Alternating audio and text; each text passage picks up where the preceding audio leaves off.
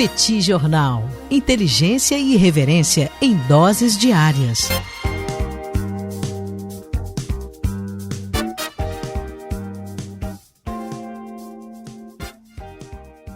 Olá, gente. Bem-vindos, bem-vindas ao Petit Jornal. Esse é o bate-papo número 1056. Estamos gravando numa live no YouTube do Petit Jornal. São exatamente 9 horas e 27 minutos da segunda-feira, 13 de abril de 2026. Cá está a dupla de costume, a dupla que você conhece de cor. Tanguy, o Bagdadi, animado, contente, preparado, revigorado, resiliente, retumbante, descansado, tarifado e preocupado, muito preocupado, hein? Depois desse final de semana, o professor Bagdadi ficou sem dormir por conta dessa dinâmica internacional extremamente incerta e pantanosa que temos vivenciado. Temos também Daniel Souza, que é esse que vos fala. Ao longo dos próximos minutos, vamos repercutir os principais acontecimentos internacionais dos últimos dias, lembrando que na segunda-feira temos 2 episódios para tratar justamente da grande gama de acontecimentos que aconteceu no final de semana. Esse primeiro episódio a gente vai falar um pouco mais sobre o novo fechamento do Estreito de Hormuz, agora incluindo os Estados Unidos. E no episódio noturno, no final do dia de hoje, falaremos um pouco mais sobre Hungria, por exemplo, que é um tema super importante que vai demandar um espaço um pouquinho maior. Tudo bem, professor Bagdadi? Vamos a isso? Tudo bem, Daniel Souza? Vamos começar mais uma semana. Sejam bem-vindos todos para esse bate-papo 1056, um prazer estar aqui mais uma vez. Aliás, Daniel, eu falei, vamos lá, Daniel Souza, e não falei Daniel Souza com S. O pessoal já se acostumou e reclama agora se eu não falo que é com S, então tomem nota, Daniel Souza, com S presente aqui mais uma vez. Deixa as boas-vindas também a todo mundo que está acompanhando a gente aqui no YouTube, sejam muito bem-vindos. Todo mundo que está acompanhando a gente pelo podcast, sejam todos muito bem-vindos também para mais uma semana que já começa daquele jeito, Daniel, que a gente se acostumou, a gente já tem um sarrafo muito elevado, né, Daniel? Do que a gente espera de uma semana. Uma semana que não começa desse jeito, tá começando essa aqui, a gente já começa meio decepcionado. Não era o que a gente estava esperando, mas aí, Daniel, a gente falava na semana passada sobre as negociações que aconteceriam, e de fato aconteceram, no Paquistão, mais especificamente em Islamabad, envolvendo uma delegação dos Estados Unidos e uma delegação iraniana, tendo naturalmente o Paquistão como mediador. De fato, essas negociações aconteceram. Foi, aliás, a primeira negociação de alto nível que nós tivemos entre Estados Unidos e Irã desde 1979. É importante a gente ter noção do quão histórico foi, né, essa rodada de negociações. Do lado dos Estados Unidos, tivemos a presença de J.D. Vance, né, o vice-presidente dos Estados Unidos, o Steve Witkoff. O Witkoff, Daniel, se tornou meio que o braço direito do Trump para assuntos internacionais. Ele é enviado para o Oriente Médio, enviado para o leste europeu, né, para a Ucrânia, para a Rússia e tal, e o Jared Kushner, né, que é o genro do Trump, né? Então esses foram os principais negociadores americanos, e do lado iraniano nós tivemos a presença do presidente do parlamento iraniano, o Mohammad Bakr Kalibaf, e o ministro das Relações Exteriores do Irã, o Abbas Araghchi. Negociaram, e como a gente já sabia, não chegaram a acordo. A gente falava sobre isso aqui na semana passada, Daniel, que as posições de Estados Unidos e Irã, elas, para convergirem, o esforço é grande demais. Assim, são posições muito diferentes. Então você tem questões relacionadas não apenas à abertura ou fechamento do Estreito de Hormuz, que naturalmente a gente vai tratar mais ainda ao longo do episódio de hoje, mas o que você faz, por exemplo, com o programa nuclear iraniano? Os Estados Unidos querem que o Irã pare imediatamente qualquer tipo de avanço com o seu programa nuclear. O Irã diz que ter um programa nuclear não é proibido, não é um crime, que é permitido, não pode ter bomba nuclear, e o próprio Irã está dizendo, eu me comprometo a não ter bombas nucleares. Aliás, o Irã sempre disse que não queria bombas nucleares. Outra coisa, que é sempre um ponto de divergência muito grande, diz respeito à questão do financiamento iraniano a aliados pela região, ao Hezbollah, ao Hamas, aos Houthis, a outros grupos que você tem pelo Oriente Médio. O que o Irã diz é, olha, eu estou financiando aliados, né? É legítimo que eu tenha laços com outros países, com outros grupos, enfim, não são nem países, né? Mas com outros grupos. Então, esses pontos todos, mais Hormuz, se tornam aqueles pontos, Daniel, em que a gente não consegue convergir. Existe uma dificuldade muito grande de convergir. O presidente do parlamento iraniano, né, o Kalibaf, disse que a delegação iraniana apresentou 168 iniciativas voltadas para o futuro, então medidas que poderiam ser tomadas ao longo do tempo para evitar que a gente tivesse novos conflitos, mas o fato é que não houve acordo e a palavra que a gente ouviu foi do vice-presidente J.D. Vance, né, vice-presidente dos Estados Unidos, que disse o seguinte: a má notícia é que não chegamos a um acordo e acho que isso é uma notícia muito pior para o Irã do que para os Estados Unidos. Então, foram horas de negociações, Daniel, mas no final da noite de sábado, né, início do domingo, eles constataram que não teve acordo, não tem jeito, e aí a bola fica na quadra dos Estados Unidos e Donald Trump toma a decisão que parece que surpreendeu todo mundo, né? Ele decidiu que é ele que vai fechar o Estreito de Hormuz e eu queria que você me contasse sobre isso. Pois é, Tanguy, o Donald Trump acabou surpreendendo o mundo com essa decisão. Ele anunciou o bloqueio imediato do Estreito de Hormuz, mas é interessante porque o imediato ainda não entrou em vigor, né, Tanguy? O imediato deve entrar em vigor, segundo informações do próprio governo dos Estados Unidos, às 11 horas dessa manhã, ou seja, daqui a pouco mais de 1h30, por conta justamente dessa ordem do presidente dos Estados Unidos. Na prática, ele anunciou o bloqueio do Estreito de Hormuz. A argumentação é mais ou menos a seguinte: olha, o Irã está controlando o Estreito de Hormuz. O Irã está conseguindo exportar petróleo, o Irã está conseguindo receber receitas extras desses petroleiros que acabam passando e eventualmente pagam pedágio. A China continua recebendo petróleo iraniano. Então, quer saber? Já que eu não posso ter ali os meus amigos fornecendo e recebendo petróleo e gás natural do Oriente Médio, o Irã também não pode. Então vou fechar também o Estreito de Hormuz para os iranianos.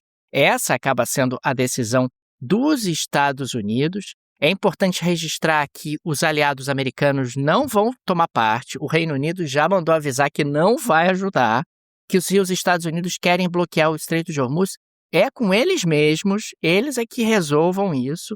Na prática, o Trump considera que isso vai colocar pressão sobre os iranianos. Mas eu tenho a impressão que aumenta a pressão sobre os Estados Unidos e com um gap temporal muito mais curto e aumenta a pressão sobre a economia mundial. Olhando aqui dados atualizados, nós estamos falando de um barril Brent subindo 7,69% no dia de hoje, nesse exato momento, alcançando $102,50 o barril. Essa alta já foi até mais forte, ela chegou a ser uma alta de 2 dígitos no dia de hoje e agora está sendo uma alta um pouquinho menor. Mas mesmo assim, a gente está falando de um barril de petróleo que alcança mais de $100 na data de hoje. E o que acaba acontecendo é que me parece que o Irã tem menos pressa que os Estados Unidos. Quem tem pressa é os Estados Unidos, gente.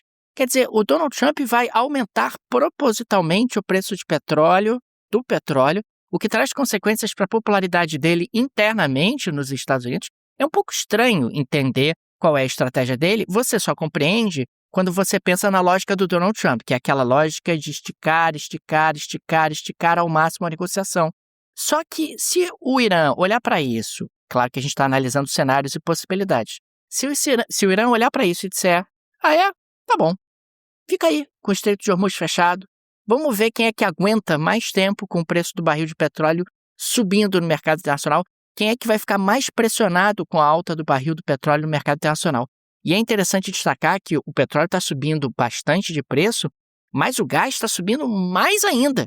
O gás acaba sofrendo ali justamente uma alta importante por conta justamente da centralidade do Oriente Médio no fornecimento dessa commodity. É o Donald Trump dobrando, triplicando, quadruplicando a aposta, o que é uma aposta muito arriscada e que pode trazer consequências para ele. É só importante lembrar, gente, que nós tínhamos tido, inclusive, o relaxamento de sanções contra o Irã, o relaxamento de sanções contra a Rússia, porque o cálculo americano era mais ou menos o seguinte: bom, se esses caras estiverem ofertando petróleo no mercado internacional, menos mal, porque aumenta a oferta, diminui a pressão sobre os preços e, consequentemente, a gente tem ali um pouco mais de margem para trabalhar, um pouco mais de tempo para aguentar.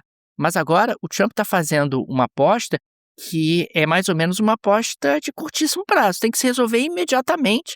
Mas como é que se resolve se existe ali uma distância tão grande entre as posições dos Estados Unidos e do Irã nesse momento? E, aliás, a posição do Irã foi exatamente essa dita, né? Não é apenas uma posição que a gente interpreta. O Irã disse isso, que é, meu amigo, quer fechar aí? Fecha. E aí, a posição de Estados Unidos e Irã nesse sentido, ela faz muita diferença, né? O Irã, como a gente vem falando aqui dia após dia, é um país muito isolado, é um país que não tem grandes aliados, né? Você pega ali no Oriente Médio, o aliado, estou falando de país, né, de estado que o Irã tinha até 2014 era a Síria. E mesmo assim caiu o governo sírio, não tem mais grandes aliados, né? Não há países que sejam próximos ao Irã, que vão pegar o telefone e vão pressionar o Irã para de fato levar a uma abertura e tal. Você tem a China, mas a China estava conseguindo comprar petróleo iraniano. Agora, quando você fala sobre os Estados Unidos, são um país muito central e com uma rede, né, uma malha diplomática, econômica, financeira muito mais intensa. Então, claro que os Estados Unidos vão ser muito mais pressionados, que a gente estava tendo que lidar com o bloqueio de um país, mas era um país que a gente já sabia que poderia bloquear o estreito. Era um país que a gente já esperava isso dele, que já está falando disso há muito tempo. Agora a gente tem que lidar com o bloqueio do Irã e também dos Estados Unidos, o cenário é muito diferente. E outro ponto importante, esse bloqueio que o Trump está querendo implementar, não é que ele substitui o bloqueio iraniano, é que ele se soma. A gente falava aqui na semana passada que quando o Irã diz não vai passar, se você tem um petroleiro, você fica com medo. Você não vai passar. O fato é esse. Aliás, ontem, né, passaram 3 petroleiros por lá, já foi considerado uma revolução. Caramba, passaram 3 petroleiros, conseguiram negociar com os iranianos, provavelmente. Agora, Daniel, se você tem o Irã dizendo que não vai passar e os Estados Unidos dizendo que não vai passar, agora mesmo é que você não vai nem imaginar a possibilidade de passar com o petróleo por ali, né? Com o petroleiro por ali. Aí os Estados Unidos dizem, inclusive, que se forem navios oriundos ou com destino a portos não iranianos, vai poder passar. Só que aí você tem o Irã dizendo que não vai passar. Nenhum desses que queira passar sem negociar com o Irã vai passar pelo Estreito de Hormuz. Ou seja, Daniel, você tem um cenário que o que se projeta para frente é muito grave, né? É muito sério e a gente tem que ver. As decisões do Trump, elas podem durar 6 horas, 2 horas, elas podem acabar antes mesmo de entrarem em vigor, mas o fato é que isso aqui traz consequências econômicas, né, muito severas para os próximos dias, para os próximos meses, talvez para os próximos anos. Eu fico pensando, Tanguy, com a cabeça dos aliados dos Estados Unidos no Golfo Pérsico. Esses caras devem estar pensando, mas meu Deus do céu, você enlouqueceu, o Trump. A minha vida está aqui no Golfo Pérsico, quer dizer, a minha economia depende justamente desse fluxo no Estreito de Hormuz. Agora você coloca uma segunda camada de bloqueio em algo que já era complexo.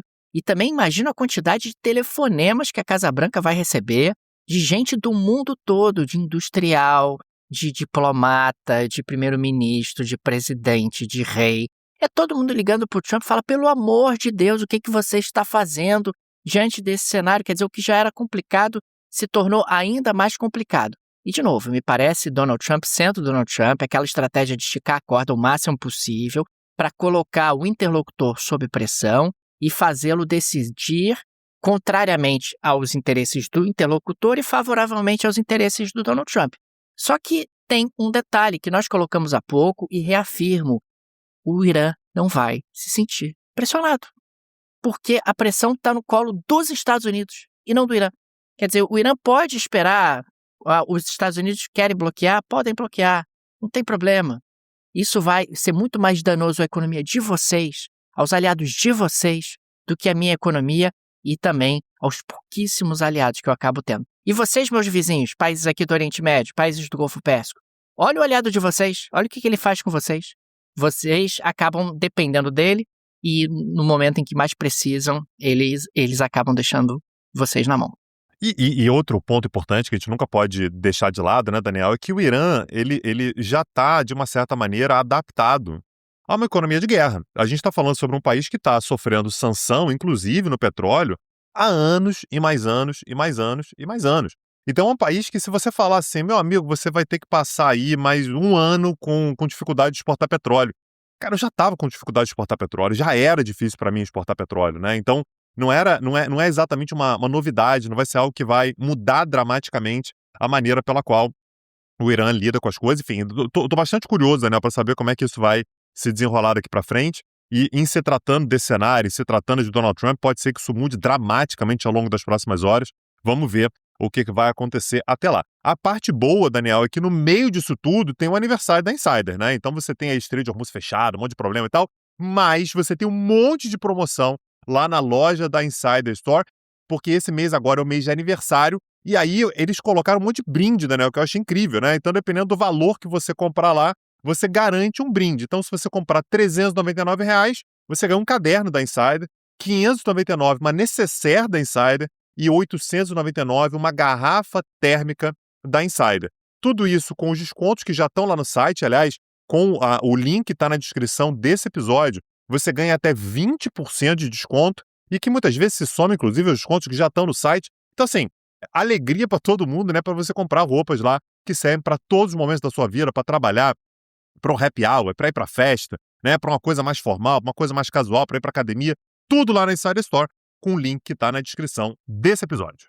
Imperdível, gente. Condições especialíssimas para os amigos e amigas do Petit Jornal. Clique no link que está no descritivo desse episódio. Conheça a Insider Store, porque você vai observar que existem peças para as mais diferentes situações, peças tecnológicas de alta qualidade, alta durabilidade e uma empresa brasileira. Link no descritivo desse episódio. Sua Santidade o Papa deu ar da graça, Daniel Souza, e se meteu na questão? Tanguy, a gente já tem trazido aqui no Petit Jornal, em diferentes oportunidades, uma tensão crescente entre o Papa Leão XIV, que é norte-americano de nascimento, e o presidente dos Estados Unidos, Donald Trump. E essa tensão escalou muito no final de semana.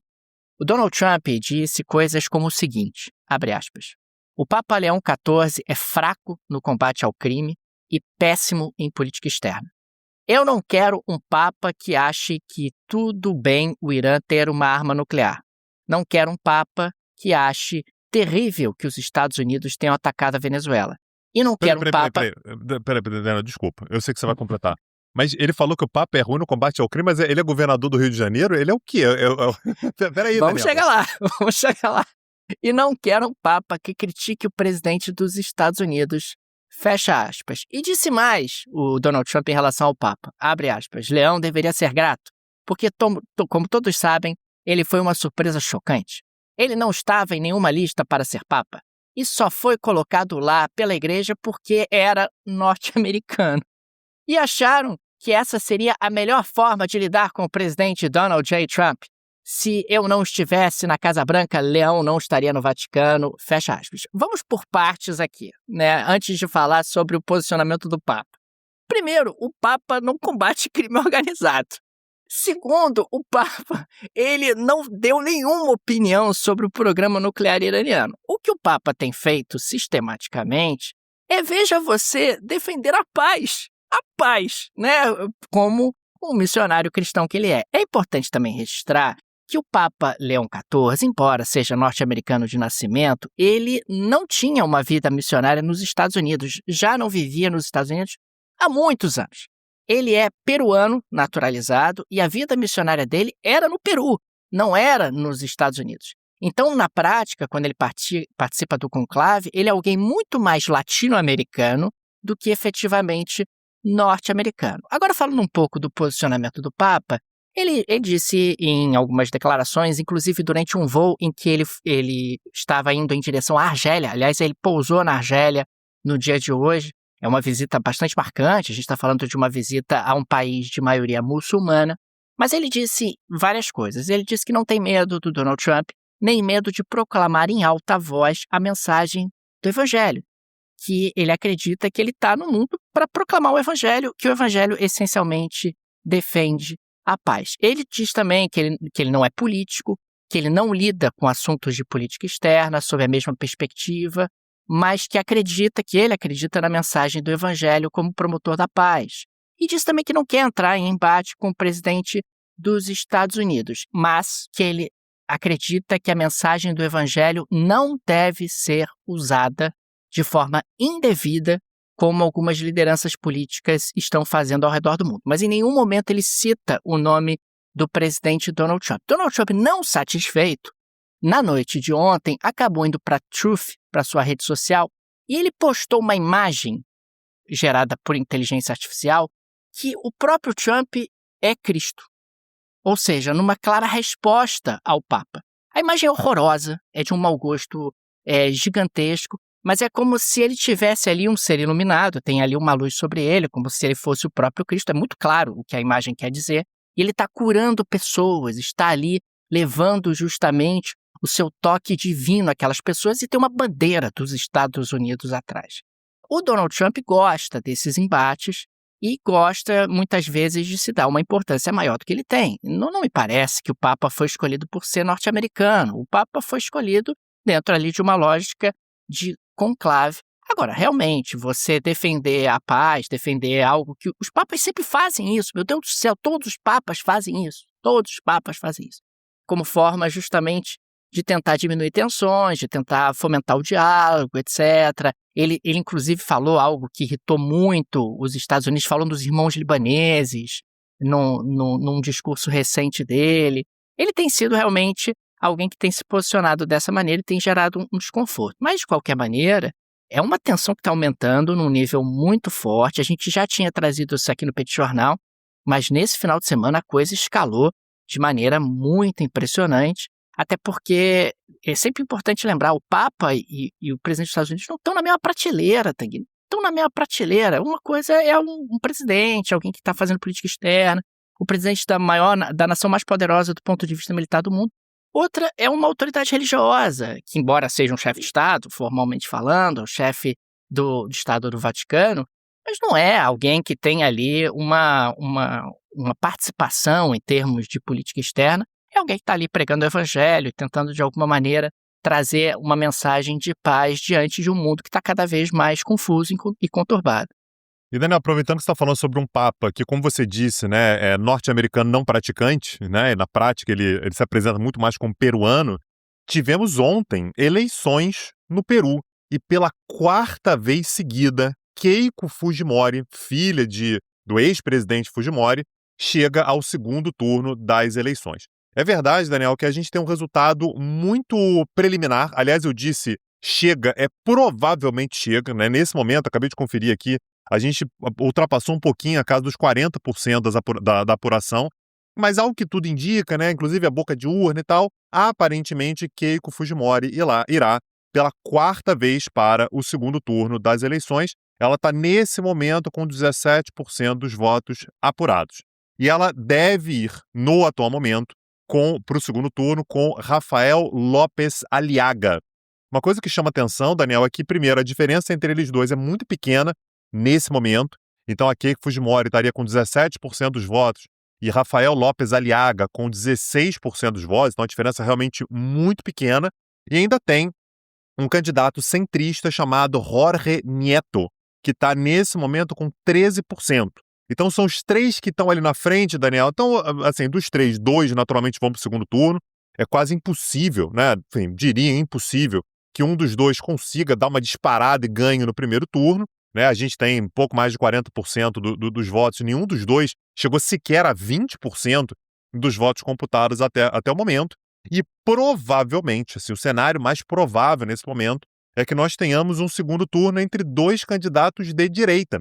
Então, a Keiko Fujimori, uma fujimorista, né, naturalmente, filha do Alberto Fujimori, do Fuerza Popular, tem uma pegada bastante de direita, e o Rafael López Aliaga é um conservador daqueles, Daniel. Ele é um cara vinculado ao Opus Dei, pratica o celibato desde os 19 anos, ele tem uma pauta social muito conservadora, e aí fica a dúvida, Daniel, vamos imaginar, tá, que é uma extrapolação, claro, vamos imaginar que o resultado de momento se mantenha. Claro que vai modificar para cima e para baixo e tal, mas vamos dizer que Keiko Fujimori fica com 17% dos votos e o Aliaga com 16%. A gente está falando sobre 2 candidatos que, somados, vão para o 2º turno com um pouco mais de 30% dos votos, Daniel. Como é que o restante do eleitorado, os 60 e tantos por cento do eleitorado que não votaram nem Fujimori nem Aliaga, vão se posicionar? Você tem um centro que está alijado, quer dizer, o Jorge Nieto, ali com o centro mais liberal, está tentando chegar no 2º turno, mas sendo o 2º turno entre Fujimori e Aliaga, esse centro estaria escanteado, e você tem a esquerda peruana, que também ficaria completamente de lado. Lembrando que a esquerda já conseguiu eleger recentemente Pedro Castilho, então não são poucos votos que a esquerda tem também. Então, assim, é um cenário político muito curioso, levando em consideração principalmente que a gente chegou a ter 35 candidatos à presidência. 35 candidatos à presidência. Naturalmente, a pulverização é algo inacreditável.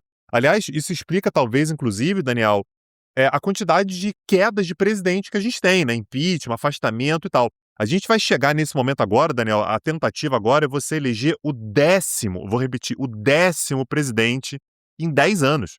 Se você for considerar o finalzinho do governo do Ollanta-Humala, né, que terminou ali em julho de 2016, a gente vai chegar agora no 10º presidente em 10 anos. Claro, você tem uma política muito fragmentada.